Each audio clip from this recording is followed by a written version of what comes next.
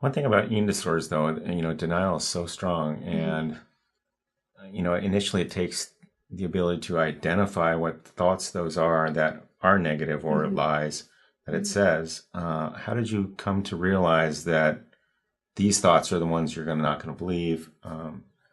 Typically, I know with me, I lived in denial for probably about 9 years, and my family really confronted me, and it was really difficult to break through that denial because I didn't really see anything wrong with what I was doing. Right. I was not able to identify the eating disorder because I didn't really know what an eating disorder was. So I would love to answer that, but for you, when you got to that stage of wanting recovery, what did you sense in yourself? Did you see the separation?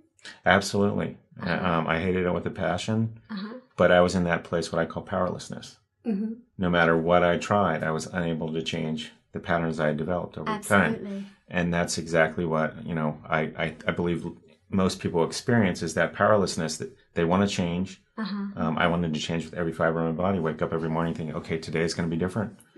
And I do the same thing. Absolutely. And the sense of being trapped is a very painful feeling. And I relate to that a lot, because I think most of my eating disorder days became about feeling trapped. But going back to how did we separate ourselves, when you wanted recovery, you knew the separation. You hated it, you see. Correct. But I didn't get there on my own. That's what I'm saying. How did you break through that barrier? Because for me, it took other people, my family, my loved ones, my friends. So first I became willing. I separated myself. I became willing to want recovery. Okay. And with that, I did a few things. I did what was called gather the troops. And that's a chapter in the book. Yeah, that's a chapter in the book. Gathering the troops means many things.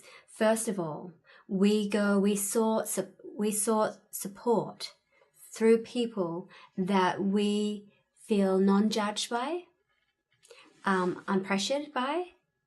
We sought those people that we can talk about our eating disorder and the pain of it and feel vulnerable and not feel judged. Very important, because there are people in our lives and in everybody's lives that will judge us and we feel unsafe. And for me, those people also made me feel like it was my fault that I was, that kind of relationship. It's almost a choice. Right. Yeah. So we don't go to those people. Okay. So that's the first thing. We set ourselves up for success. Gathering the troops of those people that don't judge us. That's one thing. Certified eating disorder specialist.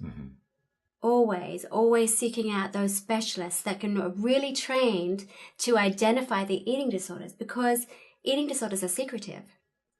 We can go into a therapy office and we can want to keep that secret because we're feeling vulnerable. So we don't want to keep that.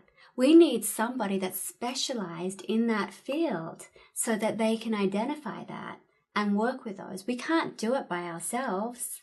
I certainly didn't do my recovery by myself. Absolutely not.